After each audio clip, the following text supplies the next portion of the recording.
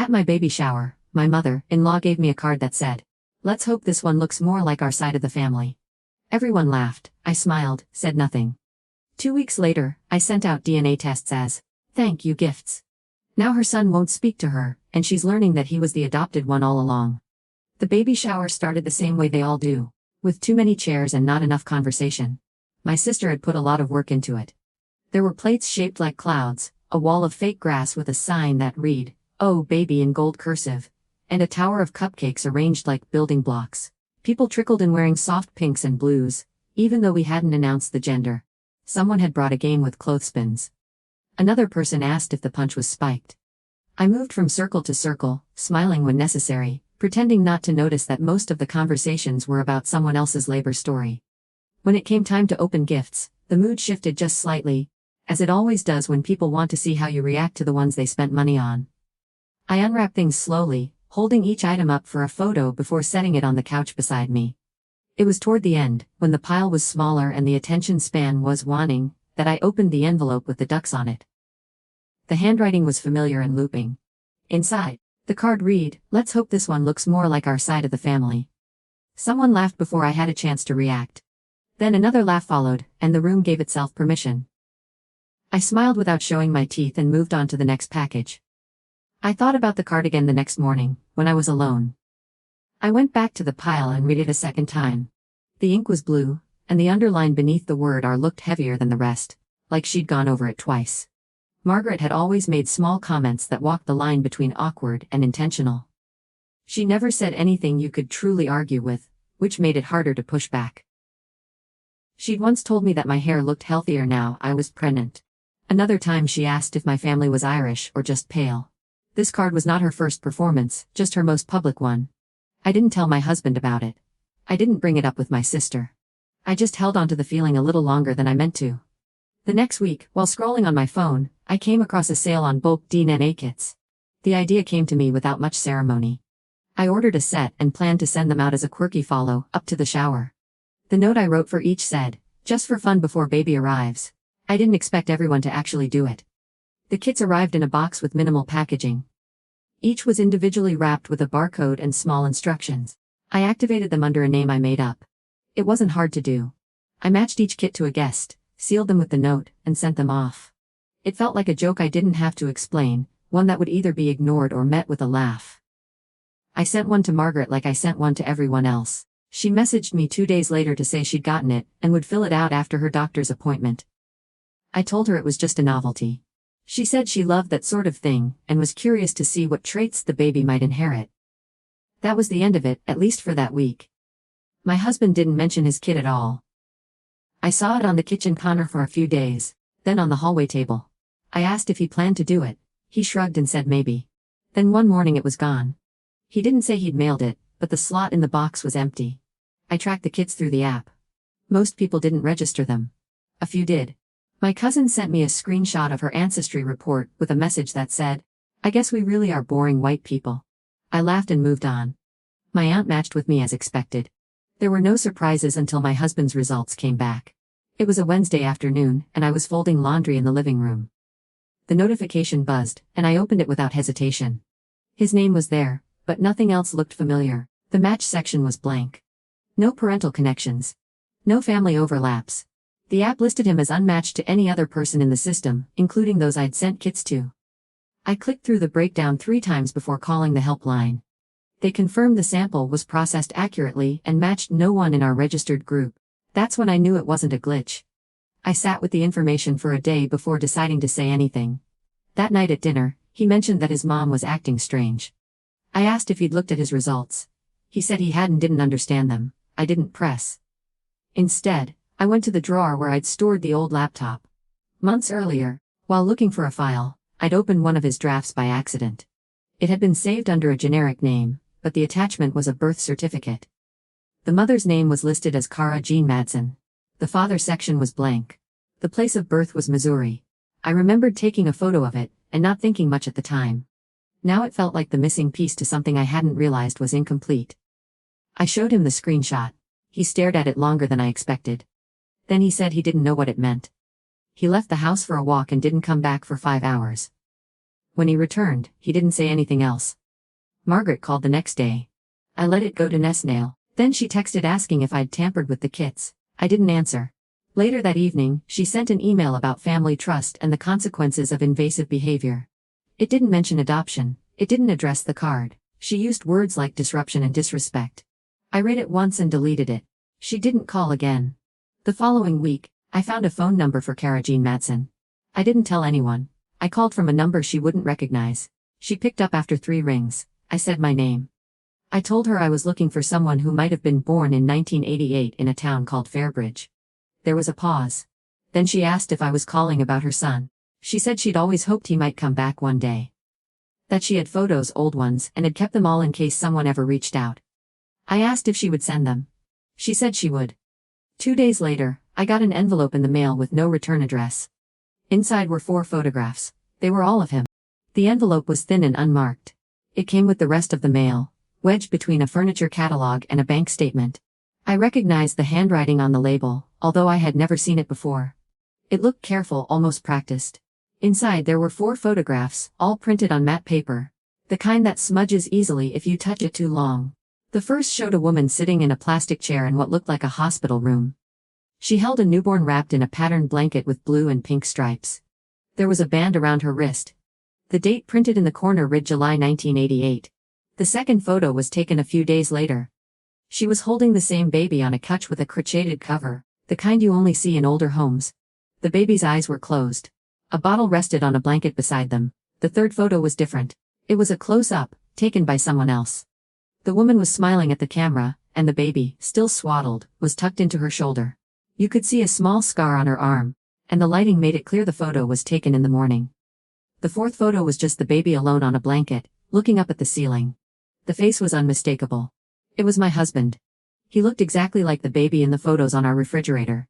Same nose, same crease above the eyelid. There was no mistaking it. I placed the photos on the table and sat down. I didn't call her back right away. I wasn't sure what I would say. Instead, I waited for him to come home. When he walked through the door, I showed him the envelope.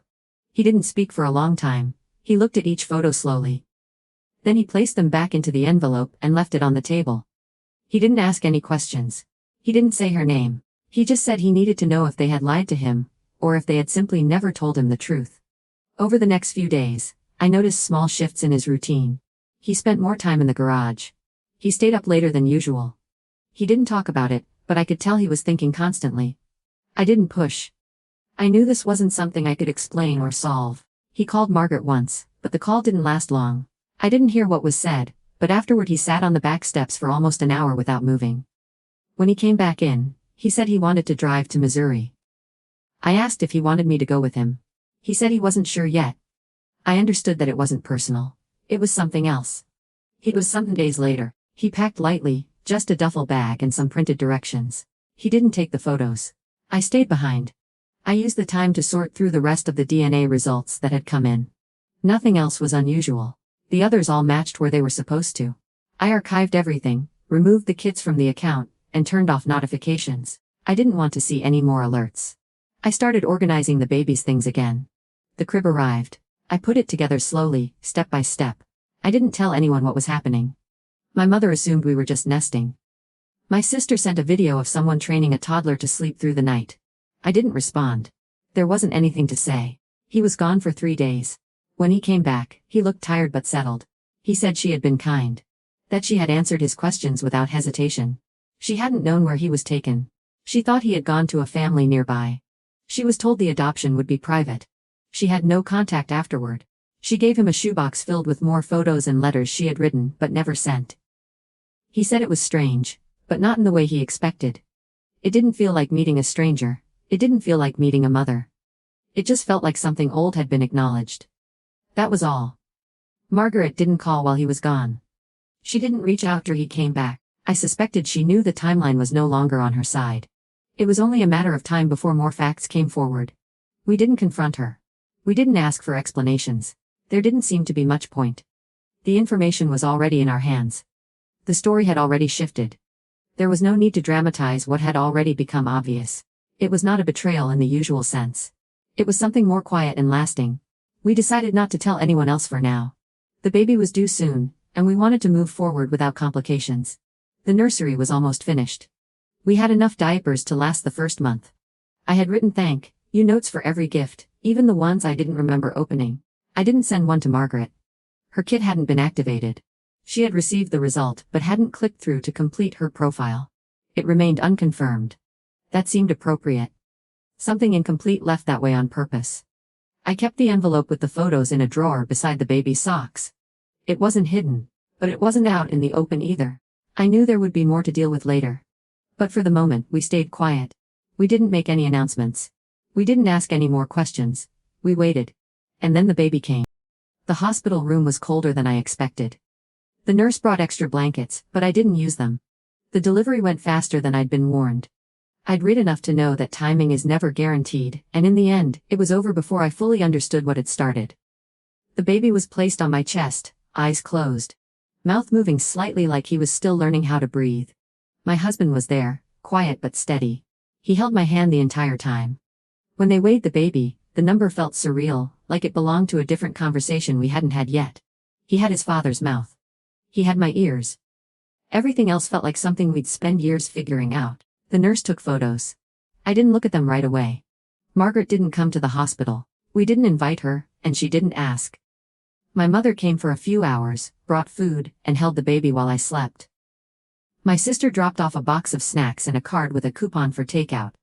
My husband didn't say much, but I could tell he was watching everything closely. He didn't hold the baby right away. When he finally did, it was deliberate. He looked down for a long time before speaking. He said the baby's name softly, as if testing it. Then he looked up, and said he couldn't stop thinking about how different things might have been if no one had said anything. I didn't respond. There wasn't much to add. We stayed at the hospital for 2 days. When we came home, the nursery felt unfamiliar, like a room we had borrowed from someone else. The crib was already made. The diaper organizer was full. I sat in the rocking chair and stared at the shelves. My husband unpacked the hospital bag and threw the wrappers away without a word.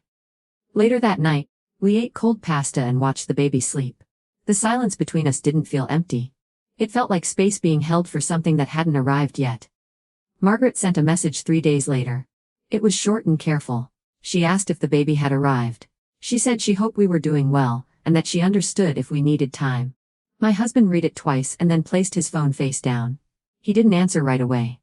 When he finally did, his message was polite but formal. He said the baby had arrived, that we were adjusting, and that we would be in touch when we were ready. She didn't reply. That was the last message for a while. I had expected some feelings to come in a wave, but they arrived more like fog. Slowly and without edges. I didn't feel angry at Margaret. I didn't feel relieved about Kara. I didn't feel triumphant. I just felt like I was watching something being rewritten in real time. The card from the shower had found a new place in my memory. It no longer sounded like an insult. It sounded like an echo from a room that no longer existed. I didn't keep it. I didn't throw it away. It simply disappeared into the stack of papers we didn't sort. Kara sent another letter the following week. It wasn't long. She said she hoped he was well and that she wasn't expecting anything. She included a photo of herself from a few years ago. She looked different than the pictures she had sent earlier. Her hair was shorter. She was sitting on a bench next to a dog. There was no note attached. Just the image. My husband didn't say anything when I showed it to him. He placed it in the drawer beside the others and closed it. Our days began to settle into a pattern. Feedings, naps, small victory. We started walking in the evenings with the stroller. People from the neighborhood waved. No one asked questions. We didn't volunteer information. There was no reason to. The people closest to us still didn't know what had happened. We decided not to tell them. At least not yet. The baby was healthy. He smiled in his sleep. That was enough for the moment. Margaret sent a package one day without a return label. Inside was a soft blue blanket and a book with a note that said, "I read this to him when he was little." No signature. No mention of anything else. I placed it on the shelf but didn't say much. My husband looked at the blanket, then folded it and put it in the basket with the others. We didn't discuss the note. There was nothing in it that needed explanation. One night, while the baby slept, he asked me if I thought we should tell him someday. I said yes. He asked when. I said I didn't know. He said maybe when he was old enough to understand but young enough to still ask questions. I nodded. We left it there. No decisions were made, but something felt lighter to that. The days moved forward. The phone stopped buzzing. The messages slowed down. We weren't avoiding anything. We were just waiting until it made sense to move again. By the time the baby turned 2 months old, most of the tension had faded from the room. We moved through each day with a quiet kind of focus, not rushing, not delaying, just keeping pace with what needed to be done. The baby had started smiling more, reacting to faces and sounds in ways that felt deliberate. My husband was gentler than I'd ever seen him. He didn't speak much about the early months of his own life, but his eyes lingered longer on the baby's face, as if he were studying it for something he'd missed in his own. There were small signs that something had shifted in him. He began scanning old family photos again, the ones from Margaret's albums. He didn't say what he was looking for, and I didn't ask. We had dinner with his aunt one evening, just the three of us and the baby. She didn't mention Margaret, and we didn't bring her up. She gave the baby a toy shaped like a giraffe and commented on his grip. We talked about sleep cycles and formula brands, and how the neighborhood was quieter than usual this time of year. When we left, she handed me a small envelope with a note and 2 photos inside. One showed my husband at around 4 years old, holding a cake with his name spelled in frosting. The other was a group photo from a beach trip. Margaret stood at the center, smiling with sunglasses on. She looked confident. The note said, "I thought you might want to keep these for his baby book." No one signed it. Kara wrote again, this time a longer letter. She had started a journal in case he ever wanted to know more. She said she remembered small things from her pregnancy that no one else knew. Cravings, songs she hummed in the car, names she had considered. She didn't ask for anything in return. She said she understood if this remained one-sided. She enclosed a page from the journal, typed and printed on plain white paper. It was about the day he was born. She described the sound of the air conditioning in the room, the way the nurse had hummed to herself, the way the sun moved across the wall by mid-afternoon. She ended the page without a conclusion. My husband folded it once and placed it in the drawer with the rest. A few weeks later, Margaret requested a visit. She sent a short message saying she wanted to see the baby. She didn't mention anything else. My husband didn't respond immediately. He waited 2 days, then said she could come for an hour on Sunday afternoon. He didn't give any conditions. He didn't ask her to explain anything. He just said the time and left it at that. On Sunday, she arrived on time, carrying a small box and wearing a coat too heavy for the weather. She didn't stay long. She held the baby, commented on his strength, said he looked like someone she once knew. She didn't bring up the past. She didn't ask questions. Before leaving, she gave my husband the box, and said it was something she'd meant to give him years ago. We waited until she left to open it. Inside were papers and photographs, old letters, and a bracelet from the hospital. The bracelet had his original name printed on it. It matched the one in the photograph Kara had sent. There was no explanation included. No letter inside. Just the objects, clean and untouched. My husband looked through each one slowly. When he was finished, he placed them in a separate drawer, not with the others. He said nothing that night, but the next morning, he asked if I thought it was possible to have more than one kind of mother. I said I didn't know. Then I asked if he wanted coffee. We didn't speak about the visit again. The baby began sleeping through longer stretches. We found a rhythm that no longer felt like waiting. When the mail arrived, it was mostly bills and catalogs. No more letters from Kara. No more messages from Margaret. Just space. One morning, I saw my husband sitting with the baby on his lap, flipping through a board book. He read slowly, pointing to the pictures, even though the baby didn't understand yet. When he reached the last page, he said the baby's name, followed by his own, and then paused. Then he added the name from the birth certificate. He said them one after the other like he was trying them out. Then he smiled quietly and closed the book. That night, he told me he had written a letter. It was addressed to both women. He hadn't sent it yet. He said he didn't want anything from them. But he also didn't want to leave everything unsaid. He didn't read the letter to me. He said he might not send it at all. That it might just be for him. I said that was fine. The baby cried once in the middle of the night. I went in and rocked him slowly. My husband stood at the door watching. He didn't speak. After a while, he stepped away and returned to bed. In the morning, everything was quiet again. The letter was never mailed. It stayed on the desk, inside an envelope with no stamp, no address. He moved it once or twice to wipe the dust underneath, but he never sealed it. I didn't ask to read it again. After a few weeks, it disappeared. I assumed he'd thrown it out, but I never asked. Some things feel complete even when they don't end with a line. By the time the baby reached 6 months, our days felt normal. We had a routine. Morning walks, laundry in quiet intervals, meals eaten in parts. His first laugh came on a Tuesday afternoon. It wasn't loud. It sounded like air slipping through a new space. I wrote it down, like I had with the first time he grabbed a toy, the first time he held his own bottle. Each small thing had started to fill in the shape of a life we had only imagined before. My husband built a shelf for the baby's books. He arranged them by size, not subject. We still hadn't told many people about what happened. My sister knew part of it. My mother had made an offhand comment about how the baby looked more like me than expected, but she hadn't pressed. I kept the details to myself. Not out of secrecy, but because repeating them felt like reducing them. The story didn't need to be told for it to matter. It had already rearranged how we moved through the world. Margaret sent one more message in early spring. She asked if we would consider visiting her for dinner. She said she'd make his favorite meal and didn't expect anything. Just time. My husband didn't say no. He waited 2 weeks before replying. He told her we weren't ready yet. She didn't follow up. There was no argument. Just silence, the kind that feels like everyone understands the shape of the space now. Kara sent a small package for the baby's first birthday. Inside was a knitted hat, slightly too big, and a card that only said, "Thinking of you both." No name signed, just the familiar handwriting. My husband placed the card inside the baby book, behind the hospital bracelet. He didn't say anything while doing it. He didn't need to. We were past the part of explaining things. When I look back at the card from the baby shower, I tried to remember how I felt reading it the first time. I no longer felt the same sharpness. It didn't seem clever or cruel. It seemed small. Not in size, but in weight. Like something that had once meant more than it should have. I couldn't find it in the drawer anymore. It might have been thrown away during a cleaning spree or lost between pages of another card. It didn't matter. I sometimes thought about the person our son would become. What he might ask one day. What we would say. We didn't write a script. We didn't make a plan. We just agreed to tell him the truth when the time came. Not the whole story at once, but enough that he'd know we trusted him to hold it. Enough that he'd understand his name was not the start of the story, but a place in the middle. That summer, my husband framed one of the old photographs.